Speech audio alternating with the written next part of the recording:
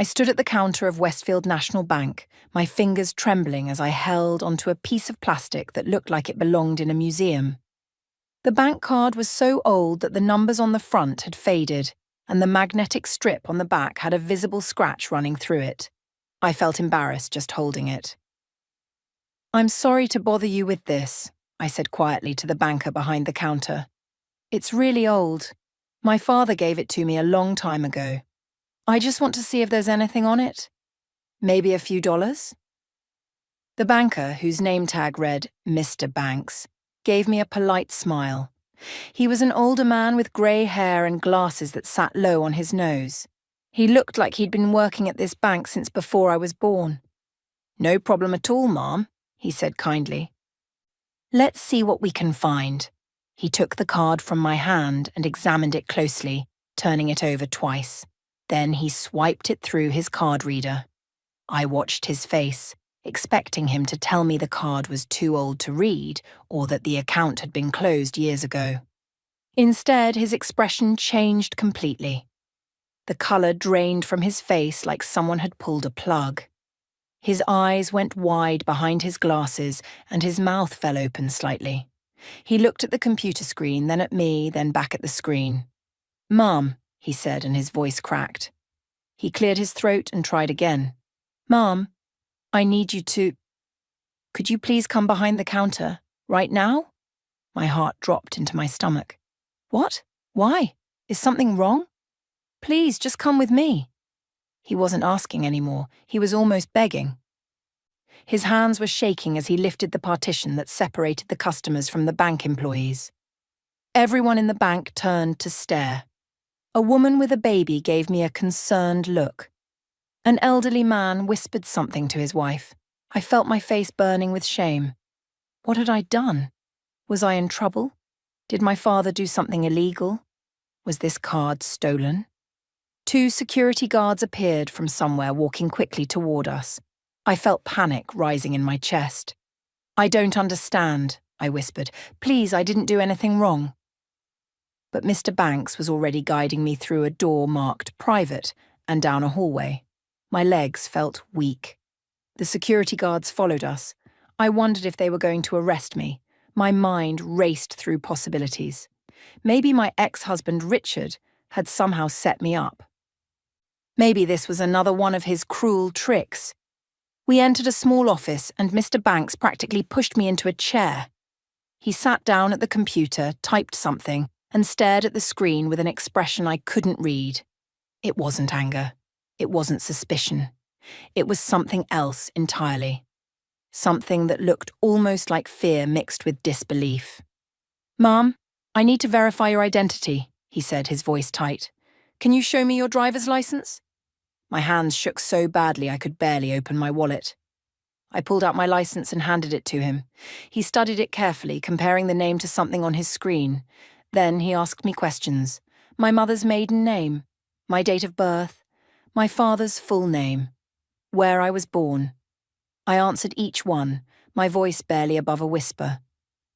But let me tell you how I got to that moment. Let me tell you about the 3 days before I walked through those bank doors, before my entire life turned upside down. 3 days earlier, I had been standing on the sidewalk outside what used to be my home. It was a beautiful house with white shutters and a garden I'd planted myself. I'd spent 12 years in that house, 12 years making it perfect. 12 years believing I was building a life with someone who loved me. Richard stood in the doorway, his arms crossed over his chest.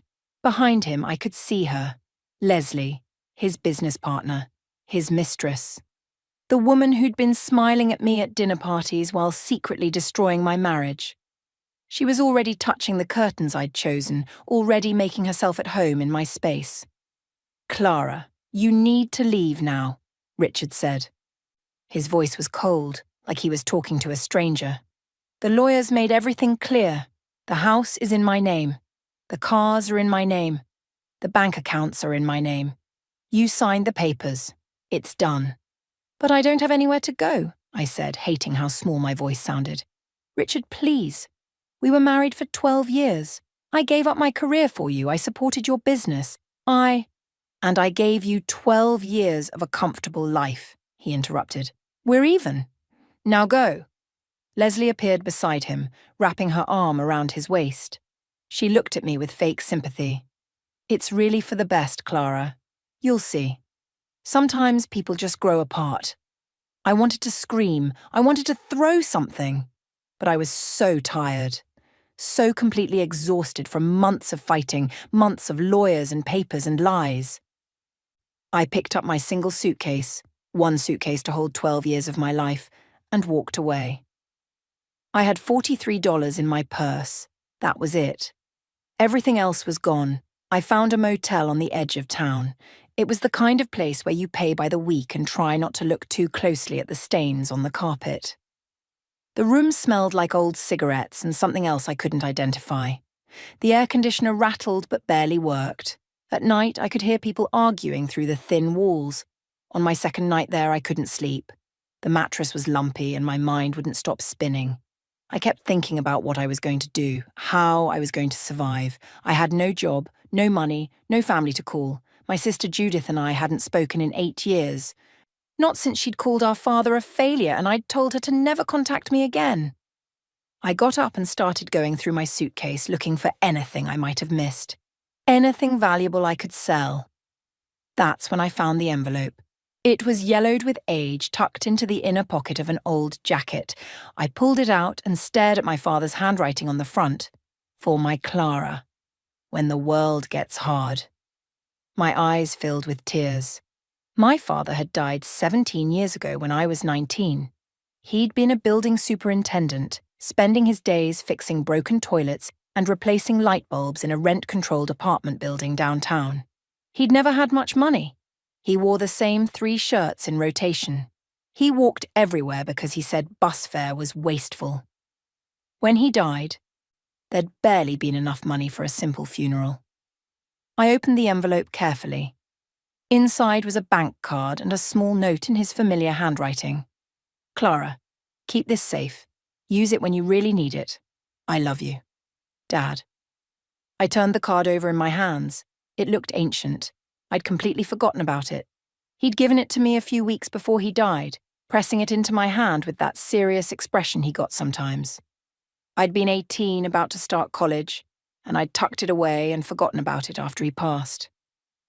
Through college, through meeting Richard, through getting married and moving away, the card had just travelled with me, buried in old belongings.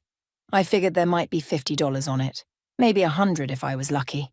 Enough for a few more nights in this terrible motel. Enough to buy some time while I figured out what to do next. The next morning I walked to Westfield National Bank. I'd passed it dozens of times but never been inside.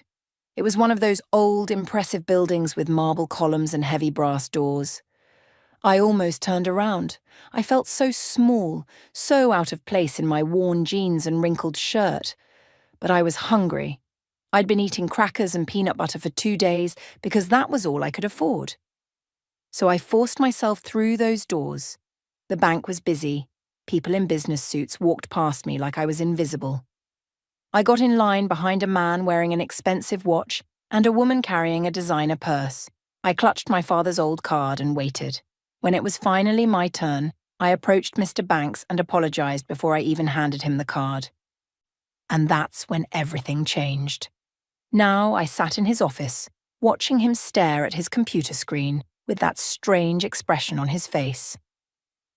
The security guard stood by the door. Mr. Banks looked at me, and I saw something in his eyes that I couldn't quite understand. "Mrs. Morton," he said slowly, "I need to ask you, did your father ever discuss his finances with you?"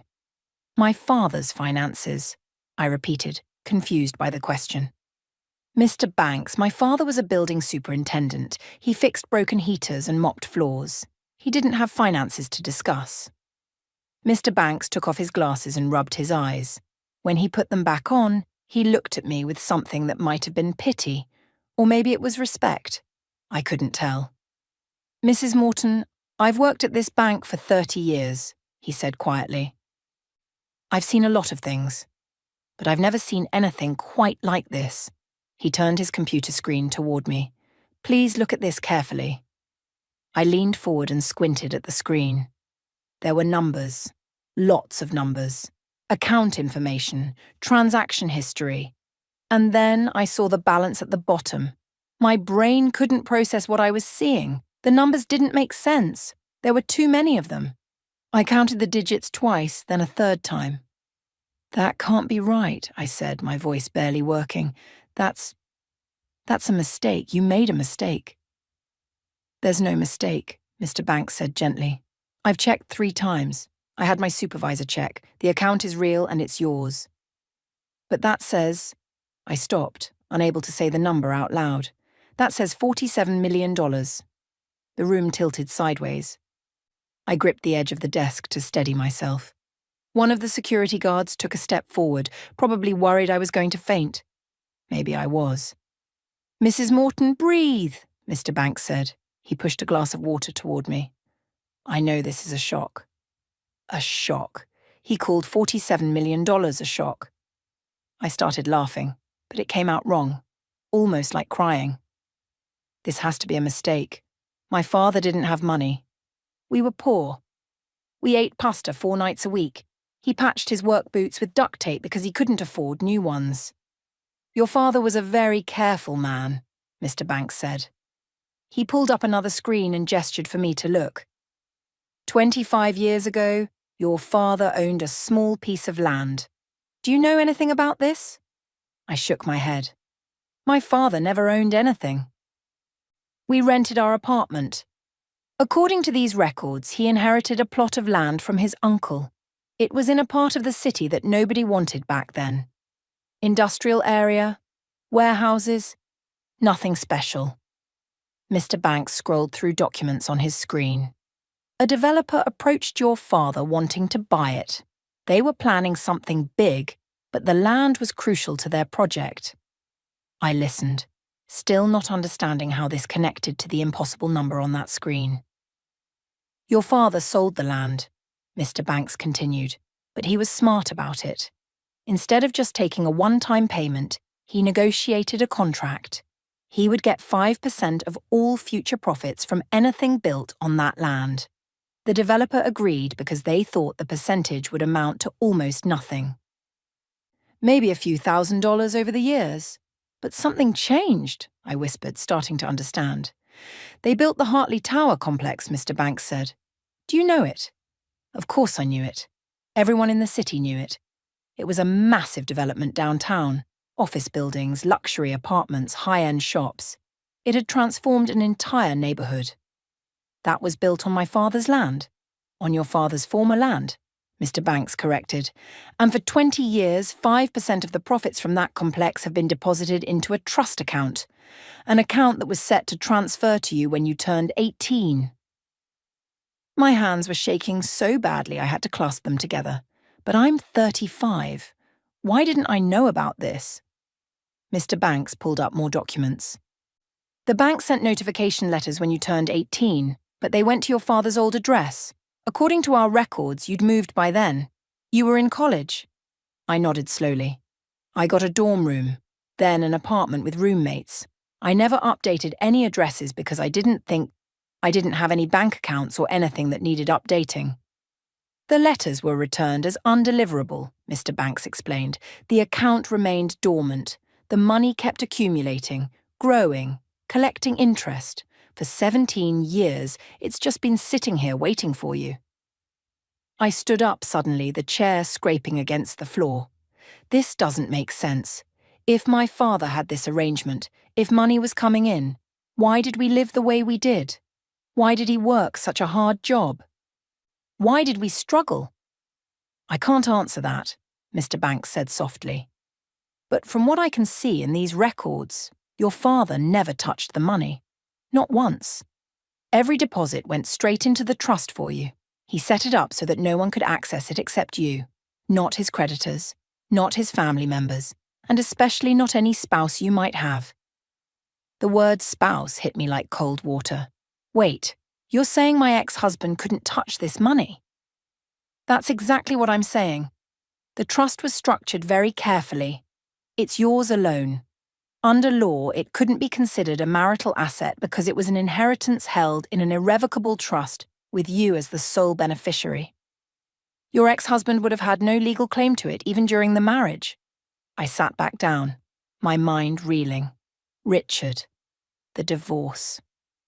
The way he'd taken everything and left me with nothing. Had he known about this? Mrs. Morton, I need to tell you something else, Mr. Banks said, his expression growing serious. This account has security flags on it. 3 months ago, someone made an inquiry about it. They used your name and social security number, but they weren't you.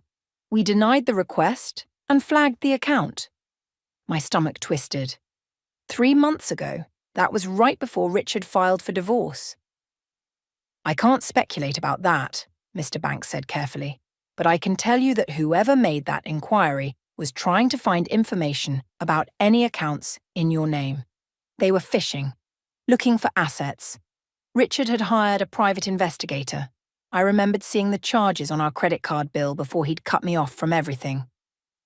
He'd claimed it was for business, but he'd been investigating me, looking for anything he could take. He knew, I said quietly, or at least he suspected there might be something. That's why he rushed the divorce through. That's why he was so cruel about it. He wanted me desperate and broken so I'd never think to look for this. Mr. Banks didn't confirm or deny my theory. He just looked at me with those sad, understanding eyes. What do I do now? I asked. I don't understand any of this. I don't know how to handle this kind of money. First, I'm going to set you up with our private wealth management team, Mr. Banks said. They'll help you understand your options. But Mrs. Morton, you need to get a lawyer, a good one. If your ex-husband gets wind of this, he might try to challenge the divorce settlement. But you said he has no legal claim. He doesn't, but that doesn't mean he won't try. People do strange things when this much money is involved. Mr. Banks handed me a business card. This is the best trust and estate lawyer in the city. Call him today. Tell him I referred you. I took the card with numb fingers. Everything felt surreal, like I was watching this happen to someone else. Can I ask you something? I said quietly. Why did my father do this? Why did he live in poverty when he could have used some of this money? Why did he sacrifice so much? Mr. Banks smiled sadly. I think he wanted you to have a choice. A real choice. The kind of choice that only comes with freedom. And he knew that if anyone found out about this money, including you, everything would change. People would treat you differently. Maybe your ex-husband would have married you for the wrong reasons. Maybe your life would have been different in ways your father couldn't predict. I thought about my father, living in that tiny apartment wearing those same 3 shirts, walking everywhere in his patched boots, all while knowing he had millions sitting in a bank, all so I could have this moment, this chance. He gave me a gift, I whispered. Yes, Mr. Banks agreed. He gave you freedom. I left the bank through a private exit that Mr. Banks showed me. He said it would be better if I avoided the main lobby where people might be curious about why I'd been escorted to a private office. I walked for blocks without really seeing where I was going. My mind couldn't hold on to a single thought. Every time I tried to process what had just happened, the information slipped away like water through my fingers. $47 million. The words didn't feel real. They felt like something from a movie or a dream. I found myself standing outside a coffee shop. Through the window I could see people doing normal things, typing on laptops, meeting with friends, complaining about their regular problems. I wanted to be one of them again. I wanted my biggest worry to be whether I could afford a fancy coffee drink. Instead, I pulled out the business card Mr. Banks had given me. The lawyer's name was printed in simple black letters. I called the number before I could lose my courage. The lawyer, Mr. Patterson, agreed to see me that same afternoon. His office was in one of those tall glass buildings downtown that I'd always felt too intimidated to enter. But now I walked through the lobby like I belonged there, because apparently I did.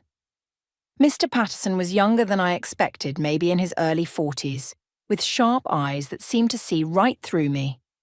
I told him everything. About Richard, about the divorce, about the bank account, about my father. He listened without interrupting, taking notes on a yellow legal pad. When I finished, he was quiet for a long moment.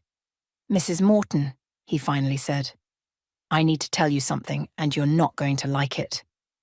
My stomach dropped. "What?" "I'm going to need to investigate your divorce more carefully, but based on what you've told me, I believe your ex-husband knew about this account, or at least, he knew something existed." "But how could he know?" "I didn't even know." Mr. Patterson pulled out his phone and made a quick call. He asked someone to pull court records and private investigator reports. Then he looked at me seriously. "You said he hired a private investigator 3 months before filing for divorce. Private investigators don't come cheap. Why would someone spend that kind of money unless they thought there was something valuable to find?" Over the next 2 hours, Mr. Patterson and his team worked like detectives. They pulled records, made phone calls, sent urgent emails, and slowly a picture began to form. Richard's lawyer had accessed public property records. They'd traced my father's name. They'd found the old land sale. They'd discovered the profit-sharing agreement. They knew money had been going somewhere. What they couldn't find was where. The trust account was protected by privacy laws, but they knew enough to guess. "Your ex-husband filed for divorce knowing you might have access to significant funds," Mr. Patterson explained, "but he also knew the account was protected. He couldn't claim it in the divorce because of how the trust was structured. So he did the next best thing. He took everything he legally could, left you with nothing, and waited." "Waited for what?" "For you to discover the money and voluntarily come to him. If you'd found out about this account while you were desperate and alone, you might have felt grateful to him for the 12 years of marriage. You might have offered to share. People do irrational things when they feel guilty or obligated. The cruelty of it made me feel sick. Richard hadn't just wanted to divorce me. He'd wanted to destroy me first, to break me down so completely that I'd give him what he couldn't legally take. "But he made a mistake," Mr. Patterson said with a small smile. "He underestimated how long it would take you to find the account, and now that you have legal representation, there's nothing he can do. The money is yours, completely and legally yours." I should have felt relieved. Instead, I felt exhausted. Mr. Patterson helped me set up everything I needed. A new bank account at a different bank, a financial advisor, a security team.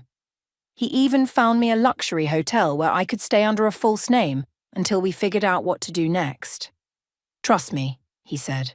"When word gets out about this, and it will get out, everyone you've ever known will suddenly want to be your best friend. You need protection, you need privacy, and you need time to think." He was right. I'd been at the hotel for less than 3 days when my phone started ringing. Numbers I didn't recognize. Old acquaintances I hadn't spoken to in years. Even my cousin who'd never liked me suddenly wanted to catch up. I ignored them all, but I couldn't ignore the knock on my hotel room door on the 4th morning. "Clara, I know you're in there." Richard's voice came through the door. "We need to talk." My heart pounded.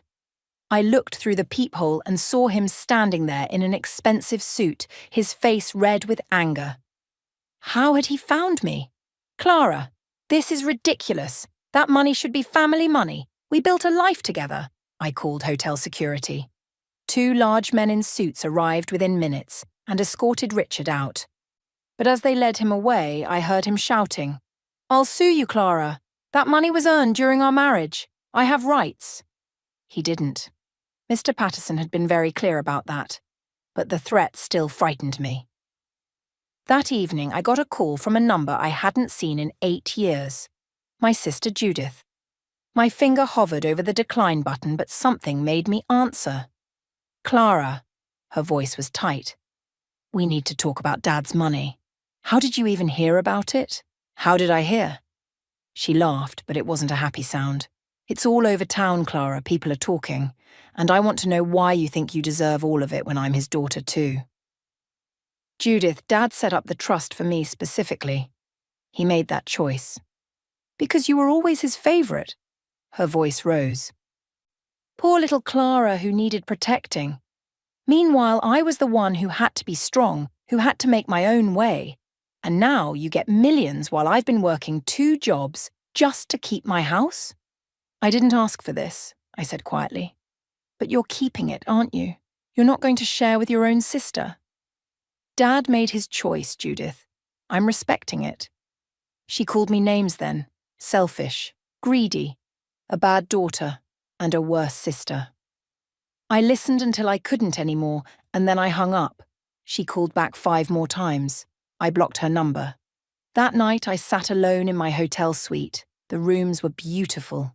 Marble bathroom, soft robes, a view of the city that probably cost more per night than I used to spend on groceries in a month. But I'd never felt more alone. I thought about calling someone, but who? My old friends had drifted away during my marriage. Richard had made sure of that, always finding reasons why I couldn't go out or why my friends weren't good enough.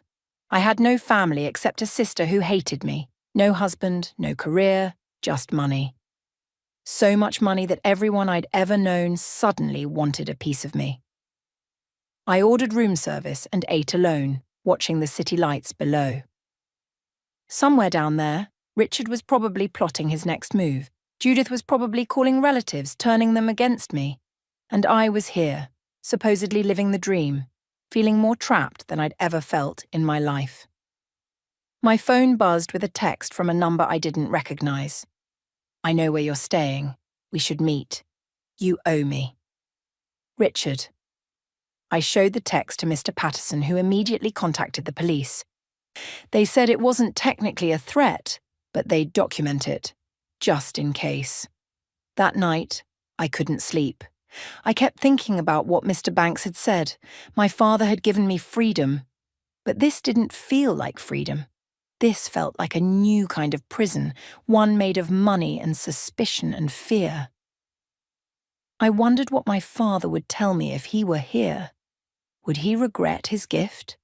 Would he understand how complicated he'd made everything? Or would he tell me that freedom isn't easy, that it comes with hard choices, and that the real test wasn't receiving the money but deciding what kind of person I'd become because of it? I spent the next 2 weeks hiding in that hotel room like a prisoner. Mr. Patterson called every day with updates that made my head spin. Richard had hired 3 different lawyers, each one threatening to file lawsuits. Judith had contacted a lawyer too, claiming our father wasn't mentally sound when he set up the trust. Cousins I'd met maybe twice in my life were suddenly sending long emails about family loyalty and sharing blessings. Everyone wanted something from me. No one wanted to just talk to me like a person. On the 15th day, Mr. Patterson came to my hotel room with thick folders of documents. He spread them across the coffee table and sat across from me with a serious expression. Clara, I need you to understand something, he said. You have the legal power to destroy Richard financially. His real estate company is heavily leveraged. He owes money to multiple creditors. If you wanted to, you could buy out those debts and foreclose on everything he owns. You could leave him with nothing, just like he tried to do to you. I stared at the documents, reports on Richard's business, lists of his properties and debts, a detailed plan for how I could systematically dismantle his entire life. Is that what you think I should do? I asked quietly. I think you should consider all your options, Mr. Patterson said carefully. Revenge is a powerful motivator, and after what he did to you, no one would blame you. I picked up one of the reports and flipped through it, numbers and projections, cold facts about how to ruin someone's life. I thought about Richard's face when he'd thrown me out, the way Leslie had touched my curtains, the cruelty in his voice when he said we were even. Part of me wanted to do it. Part of me wanted to watch him lose everything and feel exactly what I'd felt, standing on that sidewalk with one suitcase. But then I thought about my father, George Hartley, who'd had millions but fixed toilets for elderly neighbours who couldn't afford a plumber, who'd worn patched boots and walked in the rain to save bus fare, who'd chosen kindness over comfort every single day. No, I said, pushing the documents away. I'm not going to destroy him. Mr. Patterson nodded slowly. Then what do you want to do? I thought about that question for a long time. What did I want? For weeks I'd been reacting to everyone else, running from Richard, hiding from Judith, avoiding reporters and old acquaintances. I'd been so focused on protecting myself that I hadn't thought about what I actually wanted to build. I want to help people, I said finally. People like me. Women who get thrown away and left with nothing. Over the next few days, I worked with Mr. Patterson and a team of advisors to create a foundation. We called it Second Chances. Its purpose was simple: to help divorced women who'd been left financially devastated by their ex-husbands. We'd provide temporary housing, job training, legal assistance, and small grants to help them restart their lives. The work gave me purpose. For the first time since finding out about the money, I felt like myself again. Not a victim, not a wealthy woman everyone wanted to use. Just Clara, trying to do something good. But I couldn't let Richard's behaviour go completely unaddressed. Not for revenge, but because he was still hurting people. I asked Mr. Patterson to investigate Richard's business practices. What we found shocked even the lawyers. Richard and Leslie had been cutting corners for years. They'd been hiding major defects in properties they sold, inflating property values to get bigger loans, paying off inspectors to overlook code violations. They'd sold at least a dozen homes to families who had no idea they were buying properties with serious structural problems. One family had bought a house with a cracked foundation that Richard's company had simply covered with fresh concrete. Another had purchased a condo where the balcony was barely attached to the building. These weren't small mistakes. These were dangerous, deliberate frauds that could get people killed. This isn't about you anymore, Mr. Patterson said when he showed me the evidence. This is about protecting innocent people from criminals. He was right. This wasn't revenge. This was doing what was right. We compiled everything and submitted it to the state's Real Estate Commission and the District Attorney's Office.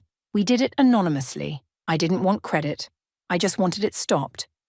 Within a week, investigators raided Richard's office. I watched the news coverage from my hotel room, seeing Richard and Leslie being led out in handcuffs for questioning. They weren't arrested that day, but the investigation had begun. Richard's business license was immediately suspended. My phone rang an hour later. It was Richard. Against my better judgment, I answered. You did this, he hissed. You destroyed my business because you're bitter and jealous. I submitted evidence of fraud, I said calmly. What happens next is up to the authorities. Those families signed contracts. They accepted the properties as is. This is a witch hunt. Those families were lied to, Richard. You knew about the defects and hid them. That's not business. That's fraud. I'll fight this, he said. And when I do, I'm coming after you. I'll sue you for everything you have. That money should have been mine.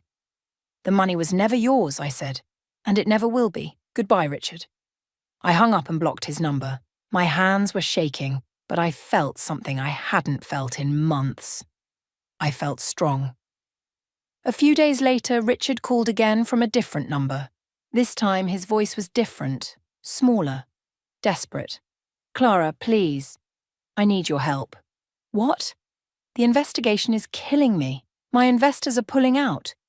The banks are calling in my loans. I'm going to lose everything. He paused. I know I was wrong. I know I hurt you. But please, you have the resources to help me. We were married for 12 years. That has to count for something. I thought about those 12 years. The good times before everything went bad. The man I'd fallen in love with before greed and ambition changed him. Part of me felt sorry for him, but a bigger part of me remembered standing on that sidewalk with one suitcase while Leslie redecorated my home. Richard, I'm going to meet you for coffee, I said. One time, tomorrow, then we're done.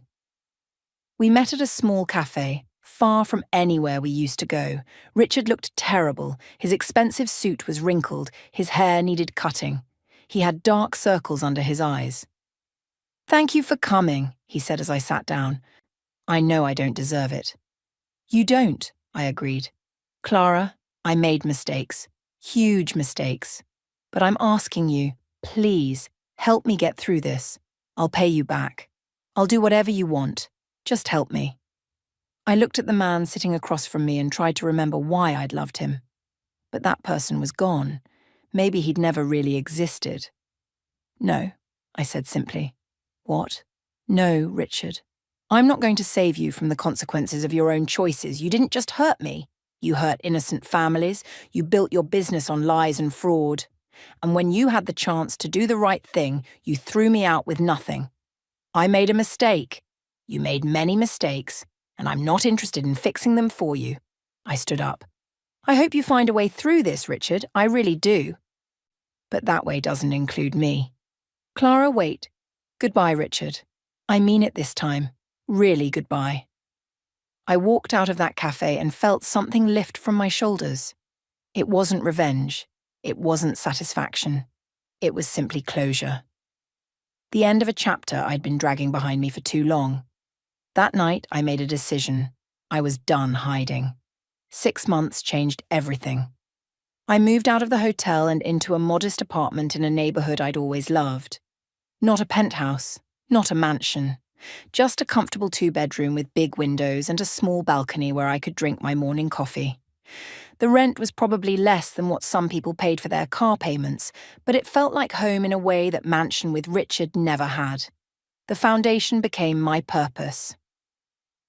Second Chances had helped 37 women in just 6 months. We'd provided emergency housing, connected them with jobs, paid for their children's school supplies, and covered legal fees for custody battles.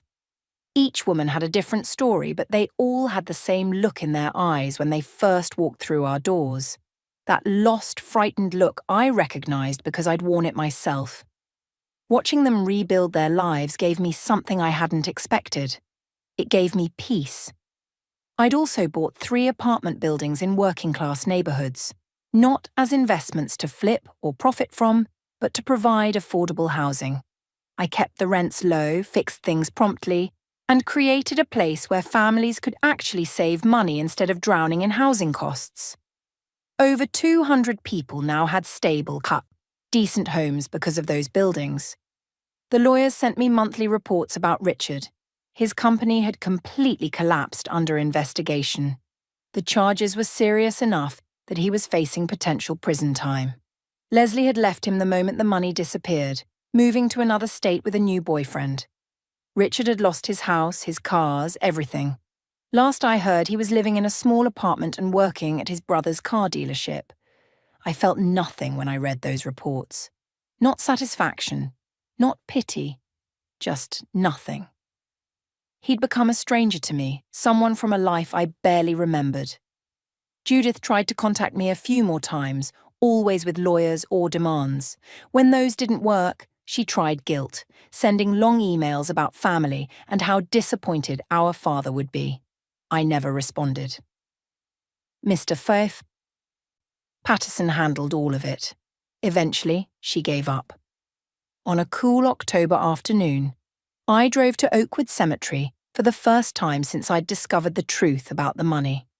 I brought yellow roses, my father's favourite, and walked across the grass to his simple headstone. George Hartley, beloved father. The dates of his birth and death. Nothing fancy. That's how he would have wanted it. I sat down on the grass beside his grave, not caring that it was slightly damp from morning dew. For a long moment I just sat there, looking at his name carved in stone. "Hi, Dad," I said quietly. "I'm sorry it took me so long to come back." A breeze rustled through the trees. Somewhere nearby a bird was singing. "I found the money," I continued. "I'm sure you know that already wherever you are. And I need to tell you something. For a while I was angry at you. I couldn't understand why you lived the way you did when you could have been comfortable. Why you let us struggle. Why you kept it all secret." I picked at the grass, feeling tears start to build behind my eyes.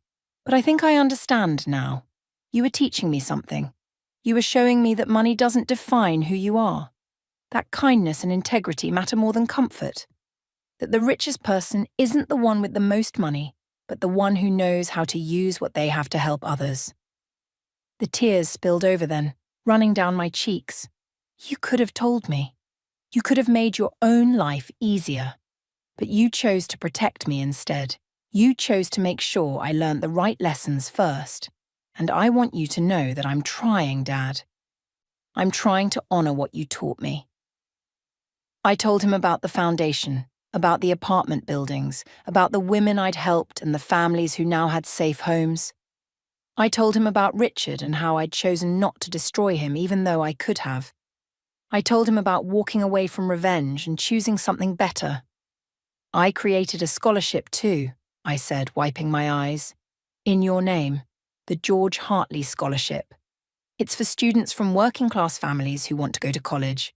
Kids whose parents fix heaters and mop floors and work hard but don't have extra money. We gave out the first one last week. I pulled out my phone and showed his headstone a picture, even though I knew he couldn't see it. A young girl with bright eyes and a huge smile holding her scholarship certificate. Her father worked as a janitor at a hospital, working night shifts so his daughter could have a better life. She reminded me of us, I whispered. Her dad reminds me of you. And when I gave her that scholarship, Dad, I saw you in her eyes. That same hope, that same determination, that same belief that hard work and kindness matter. I stayed there for a long time talking to him about everything and nothing, about how I was learning to manage the money responsibly, about the friends I'd reconnected with, the real ones who liked me before they knew about the fortune, about how I was thinking of going back to school, maybe studying social work so I could help people even better. I'm not going to waste what you gave me, I promised. Not the money and not the lessons. You gave me freedom, Dad. Real freedom. The freedom to choose who I want to be, and I choose to be like you. As I stood to leave, I placed the roses against his headstone. Thank you, I said simply, for everything, for the sacrifice, for the love, for believing I'd figure it out eventually. I love you, Dad. I always will. I walked back to my car feeling lighter than I had in months, maybe years. The next week I attended the scholarship award ceremony at the community college. There were parents there, proud and teary-eyed, watching their children receive opportunities they'd never had themselves. I shook hands with each student, looking them in the eyes and telling them to work hard and never forget where they came from. The young woman whose father was a janitor came up to me afterward. Thank you, Ms. Morton, she said, her voice shaking with emotion. This scholarship means everything to my family. My dad works so hard and now he doesn't have to worry about how to pay for my school. I promise I'll make you proud. I took her hands in mine. You don't need to make me proud. Make yourself proud. And someday, when you're able, help someone else the way someone helped you. That's all I ask. She nodded, tears in her eyes, and hugged me. Her father approached then. A man with calloused hands and kind eyes wearing his best suit that had probably been bought from a thrift store. Thank you, he said, his voice thick. You don't know what this means. My daughter, she's so smart. She deserves this chance. My father worked hard too, I told him. Just like you. He taught me that the best thing you can give someone isn't money. It's opportunity. Your daughter has opportunity now. The rest is up to her. That evening, I stood at the window of my apartment, looking out at the city lights. I thought about the woman I'd been 6 months ago, standing in that bank with a worn card and $43 to her name. That woman had been broken, lost, and afraid. She was gone now. In her place was someone stronger, someone who understood that wealth wasn't measured in dollars, but in the lives you touched and the good you created. Someone who knew that the best revenge wasn't destroying your enemies, but becoming someone they could never touch. I thought about Richard, probably bitter and angry somewhere, blaming everyone but himself for his failures. I thought about Judith, still resentful and jealous. They were trapped in their own prisons of anger and greed. But I was free. truly free. Not because I had money, but because I'd learned what really mattered. My phone buzzed with a text from one of the women at the foundation. She'd just gotten her first paycheck from her new job. She was crying happy tears. She wanted me to know that she was going to make it, that her kids were going to be okay. I smiled and typed back congratulations. Then I looked back out at the city, at all those lights representing all those lives, all those stories, all those people just trying to make it through another day.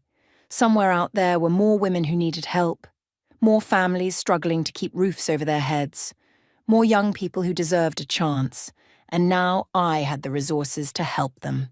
Not because I was special or deserved it more than anyone else, but because my father had made a choice 17 years ago. He'd chosen to give me not just money, but a responsibility, a purpose. I wasn't going to let him down. I picked up my laptop and opened my notes. I'd been working on plans to expand the foundation to 3 more cities, to buy 2 more apartment buildings, to increase the scholarship fund. There was so much work to do, so many people to help. For the first time in my entire adult life, I knew exactly who I was and what I was meant to do. I was Clara Morton, daughter of George Hartley, and I was finally free.